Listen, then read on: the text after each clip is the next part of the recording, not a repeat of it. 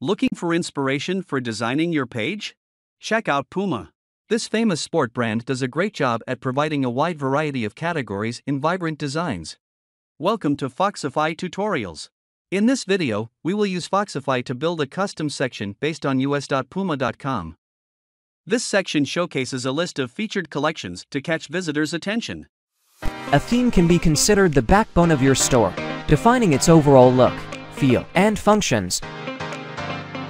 We proudly present to you Zest, a solid base for your online store that is more flexible than flexibility, optimized for conversion and packed with built-in features, and especially dealt with the success of mobile commerce in mind. Your store is generated by clean code, tested and approved by Shopify. Ready to grow your business using the most beloved theme and get support from our dedicated team. Join the mobile revolution with Zest. Before you start, make sure you have your custom font file uploaded, or you can also choose an existing Google font. For example, in this example, we will upload a custom font similar to those used on the Puma website. Now, let's start with creating a new page. Here I will create a home page, but you can use any page type you want. I will use a blank template. Give the new page a name and set the page layout. I will choose a blank layout, but you absolutely can select other layouts as either use your current theme layout or create a new layout in Foxify. Then, I will add a custom content to replicate Puma's section. Select a suitable section preset for quicker setup. There is a setting for layout so you can make adjustments anytime. I will add an image to each of my columns. If you want to link your image to a page, select a Shopify page or insert your URL.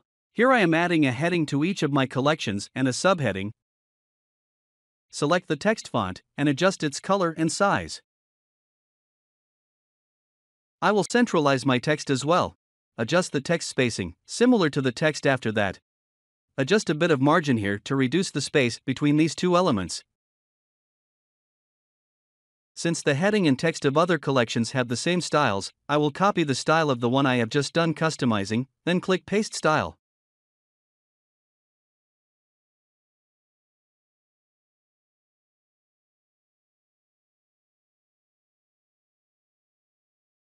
Now I'll add buttons. Use the live margin padding feature to quickly adjust the button spacing and size.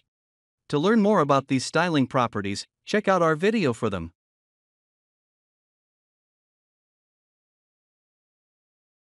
Then copy the style and paste it for the other buttons. Now I am adding a heading to my custom section. Select Add Block to add a new column. Set the column layout to have one column only for this row. Similar to what I have done before, I will edit the text and adjust the styles.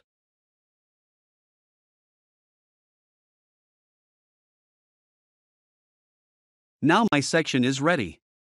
Remember to save on the new changes.